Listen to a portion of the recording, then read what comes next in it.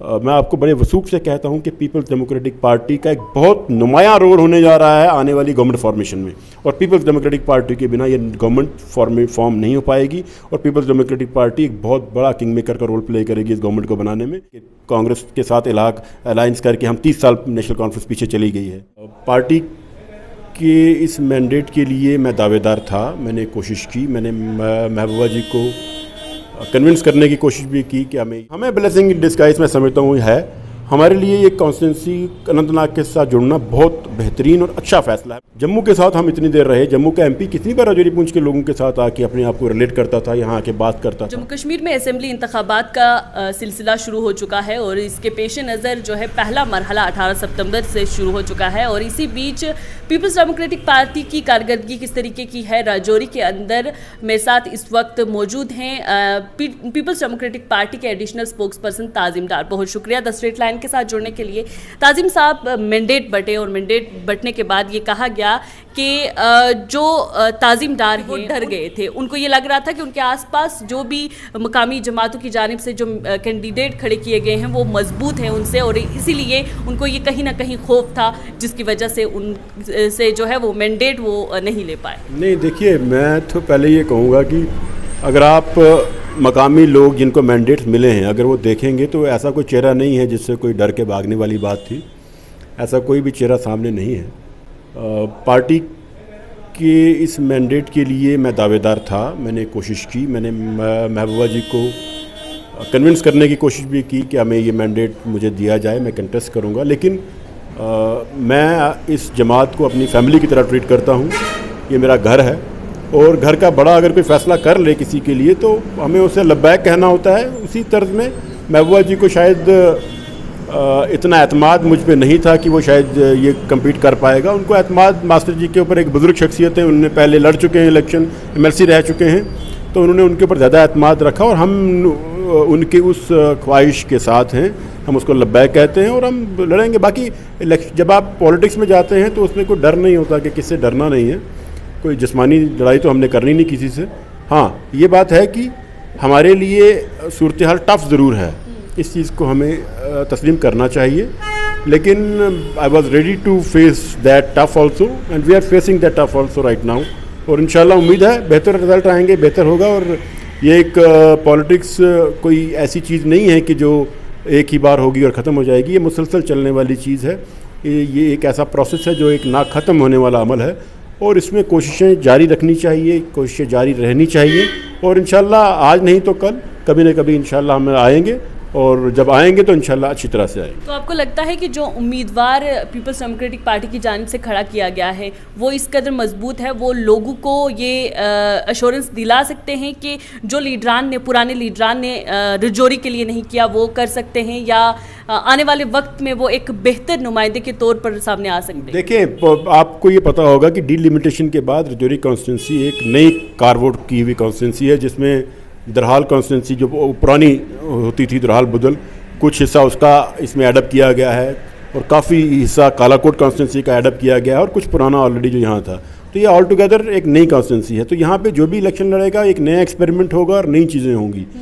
तो उसकी तर्ज में ये था, और मास्टर जी को लाने का मकसद ये भी था कि वो ऑलरेडी कंटेस्ट कर चुके हैं इलेक्शन, साबिका MLC रहे हैं, एक बड़ा लंबा पॉलिटिकल कैरियर है, और एक बहुत बड़ी अक्सरियत वाली कम्युनिटी को रिप्रेजेंट भी करते हैं, जो यहाँ पे जिसका अच्छा खासा वोट भी है, और शायद वही पार्टी की नज़र में रहा हो, और उनकी अपनी कारकर्दगी भी, वो पूरी 40-50 साल इसी फील्ड में रहे हैं, उन्होंने काम किया लोगों के साथ, तो उसी उम्मीद में हम आए थे। और पार्टी की जो अपना कारकर्दगी रही है पीपल्स डेमोक्रेटिक पार्टी की, जो उन्होंने अपनी वजूद में आने के बाद गालबन 5-5.5 साल हुकूमत इन्होंने की है, तो हम ये अपने उस 5 साल के हुकूमत किए हुए काम उन पार्टियों ने जिन्होंने 50 साल हुकूमत की है उनसे अगर कंपेयर करें, तब भी हमारे काम जो हैं वो अल्लाह के फजल करम से ज़्यादा बोलते हैं और ज़्यादा नुमायाँ हैं।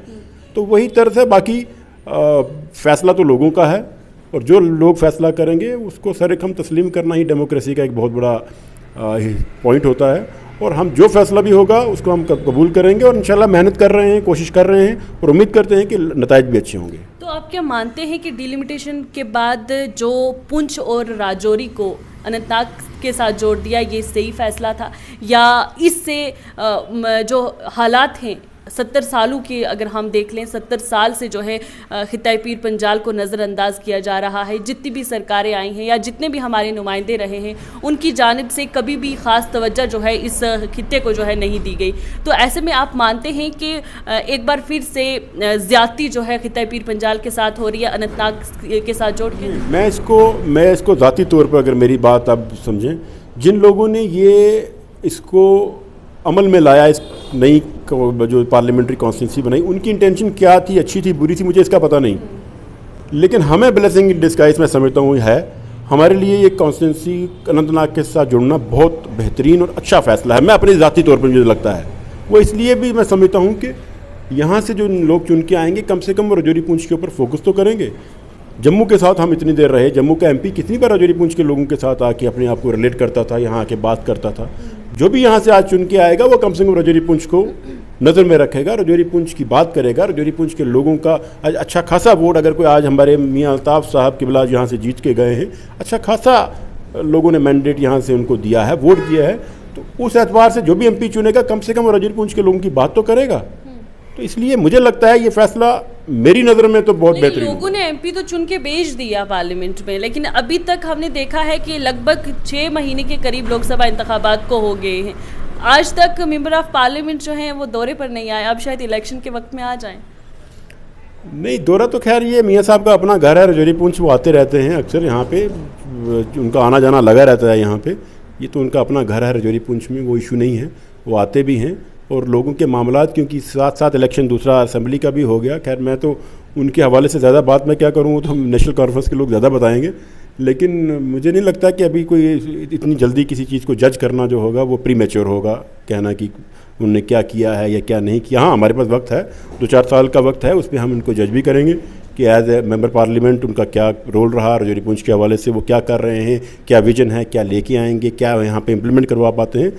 अभी फ़िलहाल उस पर कुछ कहना मुझे लगता है प्री मैच्योर है, लेकिन 2-4 साल के बाद ज़रूर इस पर बात की जा सकती है कि उन्होंने क्या किया और क्या नहीं किया। जी जी। जब हम पसमानगी दूर करने की बात करते हैं खित्ता पीर पंजाल की, और पीपल्स डेमोक्रेटिक पार्टी के जितने भी लीडरान हैं जिनसे भी मेरी बात हुई है, वो अपने पुराने जो हैं वो काम गिनवाते हैं। चाहे हम देखें कि मुफ्ती मोहम्मद सईद साहब के दौरे इक़्तिदार में जो काम हुए, जो भी खित्ता पीर पंजाल को दिया गया, लेकिन सवाल ये है कि उसके बाद पीपल्स डेमोक्रेटिक पार्टी की जानिब से क्या हुआ? क्या पीपल्स डेमोक्रेटिक पार्टी ने लोगों की पसमानगी दूर की? अब मैनिफेस्टो में अगर हम देखते हैं तो मैनिफेस्टो में मसला कश्मीर को हल करने की बात की जाती है। क्या खित्ता पीर पंजाल के लोगों की पसमानगी दूर हो गई है, ख़त्म हो गई है? अब हमें पहले मसला कश्मीर को देखना है। देखिए, मैं आपको बताऊं कि अगर आप एक चीज़ को अपने दिल के ऊपर हाथ रख के ये बताएं कि क्या मुगल रोड खुलने से राजौरी पुंछ के लोगों की इक़्तिसादी हालत बेहतर हुई या नहीं हुई? क्या मुगल रोड के खुलने से यहाँ पे जो हमारे लोग कई बीमारियों से मुब्तला होते थे, यहाँ से 2-3 दिन लगा के पुंछ से राजौरी से जम्मू से फिर श्रीनगर पहुँचते थे, तब वो मुफ्ती साहिबा जब थी उसके लिए जो टनल की DPR जो थी वो उनके दौरे इक़्तिदार में वो DPRs कंप्लीट हुई, प्रोजेक्ट अप्रूव हुआ, आपको याद होगा, और आप उसकी DPR बनने जा रही है इंशाल्लाह। मैं ये कह रहा हूँ कि काम तो पुराना है, लेकिन उसका फल तो हम आज तक ले रहे हैं ना। यूनिवर्सिटी अगर बाबा गुलाम शाह बादशाह यूनिवर्सिटी है, काम मुफ्ती साहब ने पुराना है, लेकिन क्या इसका फल आने वाली नस्लें नहीं लेती रहेंगी? मुगल रोड के ऊपर क्या आने वाली नस्लें चलती नहीं रहेंगी? ये वो काम किए गए हैं जो आने वाली नस्लों के लिए किए गए हैं, ये किसी एक फैमिली के लिए या किसी एक घर के लिए या किसी एक कुंबे के लिए नहीं है। मुफ्ती साहब का हमेशा से ये विजन रहा है कि वो काम किए जाएं जिससे बाय एंड लार्ज समाज को फ़ायदा हो, बाय एंड लार्ज लोगों की फलाह हो, बाय एंड लार्ज लोगों की बहबूदी हो। और ये जो 2 काम हैं, यूनिवर्सिटी और बाबा गुलाम शाह बादशाह, और साथ में आपका ये मुगल रोड का, ये 2 ऐसे काम हैं जिन्होंने इस राजौरी पुंछ के पूरे नक्शे को बदल दिया। देखिए, सियासी एफिलिएशन किसी की क्या रहे मैं उस पर नहीं जाना चाहता, हमें वोट कितना मिलता है कितना नहीं मिलता वो है, लेकिन अल्लाह के सामने इन चीज़ों को आपके अपोनेंट्स भी तस्लीम करते हैं कि ये 2 ऐसे काम हैं जो इक़्तिदार में पिछली 50 साल 60 साल पार्टियां रही, उन लोगों ने ये नहीं किया। वो हमें 2 कश्मीर के साथ हमारा एक जहनी रिश्ता भी था, उसको जोड़ के रखा। आज हमारे यहाँ कल्चरल एक्सचेंज हो रही हैं, आज आपकी इक़्तिसादी हालत बेहतर है। तो ये वो चीज़ें हैं जिनका फ़ायदा सियासी तौर पर हमें शायद राजौरी पुंछ की आवाम ने नहीं दिया, लेकिन ये वो ऐसे काम हैं जो आने वाली नस्लें यहाँ की हैं उनको इसका फ़ायदा जो है वो मिलता रहेगा। दूसरा सवाल था कि क्या पसमानदगी दूर हो गई, अब हमें मसला कश्मीर को हल करने की बात करनी चाहिए? नहीं, देखिए, पसमानदगी के लिए तो कोशिशें जारी हैं, चल रहा है, वो तो उसके लिए कोई रुकने नहीं है। बाकी जहाँ तक मसला कश्मीर का हल है, उसको एड्रेस करना तो ज़रूरी है, उसको एड्रेस करना पड़ेगा। उसको एड्रेस किए बिना आप कैसे चलेंगे? अब एड्रेस करने के लिए उसके आपके पास आईनी हक थे, आपने अपने वो आईनी हक भी हमसे छीन लिए। आज जाके आप इसको किन चीज़ों को इम्पोज करना चाहते हैं। मामला ये है कि वो जब तक आप लोगों के जहनों को, मुफ्ती साहब अक्सर कहा करते थे कि winning hearts and minds of the people, जब आप लोगों के जहनों को नहीं जीत पाएंगे तब तक क्या है। आपने ये आज 370 हटाने के बाद ये किया कि आज बारामूला के सीर इंजीनियर रशीद ने जेल के अंदर बैठ के जीत ली। सेंटीमेंट के ऊपर ली ना उसने किसी डेवलपमेंट के ऊपर किसी बात की तरह नहीं ली, सेंटीमेंट के ऊपर वोट पड़ा। मकसद ये है कहने का कि आपको लोगों का कश्मीर को आप इग्नोर नहीं कर सकते। आप सिर्फ जम्मू में बैठ के जम्मू करके नहीं। कश्मीर एक बहुत बड़ा सेंटीमेंट है, बहुत बड़ा एक इलाका है, बहुत बड़ी मुस्लिम अक्सरियती इलाका है। आपको उनके लोगों के जहनों को समझना होगा, उनके लोगों के जज्बात का एहतराम करना होगा, जिससे वो इस मुल्क की तरक्की में अपना रोल नुमायां निभा सके। खाली सियासी समाजी तौर पर या सियासी तौर पर एक्सपेरिमेंट करके नहीं। आप कभी एक लीडर को बना के क्रिएट करके पेश करना चाहते हैं, फिर दूसरे को करते हैं, ये नहीं। सियासी एक्सपेरिमेंट को बंद करके इनको समाजी एक्सपेरिमेंट करने चाहिए, जिससे वहाँ के लोगों के जहनों में बदलाव आए और वो ये समझ पाएँ कि हम इस देश का एक बहुत इंपॉर्टेंट हिस्सा हैं, जिन्होंने इस देश की तरक्की में अपना रोल प्ले करना है। आप इंडिया ब्लॉक का हिस्सा थे। लोकसभा इंतखाबात में देखा गया कि आपको दरकिनार किया गया नेशनल कॉन्फ्रेंस की जानिब से। अब की बार अकेले जो है पीपल्स डेमोक्रेटिक पार्टी मैदान में उतरी है, तो क्या पीपल्स डेमोक्रेटिक पार्टी को ये लगता है कि वो अकेले ही भारतीय जनता पार्टी का मुकाबला जो है जम्मू कश्मीर में कर सकती है? नहीं, देखिए, भारतीय जनता पार्टी का मुकाबला करना सबका फ़र्ज़ है। वो पार्टियाँ जो आइडियोलॉजिकली भारतीय जनता पार्टी के साथ मेल नहीं खाता है, जिनका महबूबा मुफ्ती साहिबा 5 अगस्त 2019 के बाद वाहिद एक ऐसी लीडर हैं जिन्होंने भारतीय जनता पार्टी के उन तमाम ब्रंट्स को सहा है। अगर आप देख लें उनको कैसे उनके घर से उनको एक ऑफिशियल अकोमोडेशन से बाहर किया गया, कैसे उनकी सिक्योरिटी डाउनग्रेड की गई, कैसे उनके बाकी पार्टी को तोड़ा गया, कैसे उनके लोगों को अलग किया गया, कैसे अलग पार्टियां बनाई गई, कैसे यहाँ पे लीडरों को अलग किया गया। ये सारी जितना भी खमियाजा भुगता है वो बीपीडीपी ने भुगता है। लेकिन इस खमियाजे के भुगतने के बाद भी आज तक मोहतरमा महबूबा मुफ्ती साहिबा का जो स्टैंड है, वो स्टैंड से अपनी डगमगाई नहीं है। वो आज भी उसी स्टैंड पे, मौक़िफ़ पे अपनी कायम है, जिस पे वो 2014 के बाद से लेकर आज तक उसी स्टैंड पे मौक़िफ़ एक ही है उनका।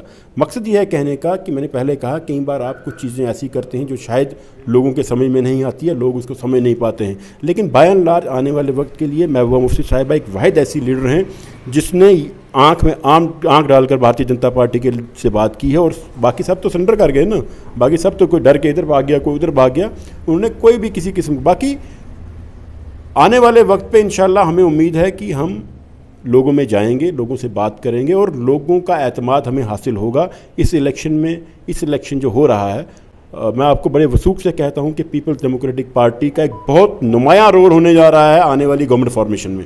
और पीपल्स डेमोक्रेटिक पार्टी के बिना ये गवर्नमेंट फॉर्म नहीं हो पाएगी। और पीपल्स डेमोक्रेटिक पार्टी एक बहुत बड़ा किंग मेकर का रोल प्ले करेगी इस गवर्नमेंट को बनाने में। ये मैं बड़े वसूख के साथ आपको बता रहा हूँ। आखिरी बात, आप जिस तरीके से कह रहे हैं कि पीपल्स डेमोक्रेटिक पार्टी एक नुमायां रोल जो है अदा करेगी सरकार बनाने में, तो क्या अगर आइंदा वक्त में हम देखें कि जिस तरीके से अलायंस तो बना हुआ है नेशनल कॉन्फ्रेंस और कांग्रेस का, क्या भारतीय जनता पार्टी को पछाड़ने के लिए पीपल्स डेमोक्रेटिक पार्टी इनकी हिमायत करेगी, नेशनल कॉन्फ्रेंस की और कांग्रेस की? हम देखें, हमारा ज़ाती लड़ाई तो किसी से है नहीं है ना। हमारी जंग जो है वो एक आइडियोलॉजिकल बेसिस पे जंग है।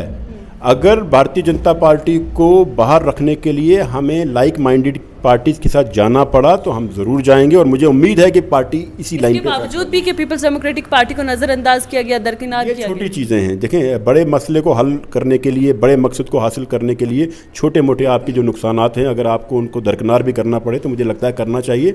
ये कोई बड़ा इशू नहीं है। अलायंस जब टूटे रहे जाए, मुझे लगता है कि अलायंस से बाहर आने के बाद as a party man worker होने के नाते मुझे लगता है कि हम ज़्यादा बेहतर रहे। अगर अलायंस में रहते तो आपको 10 जगह कंप्रोमाइज़ करना पड़ता है, अपनी सीटें छोड़नी पड़ती हैं।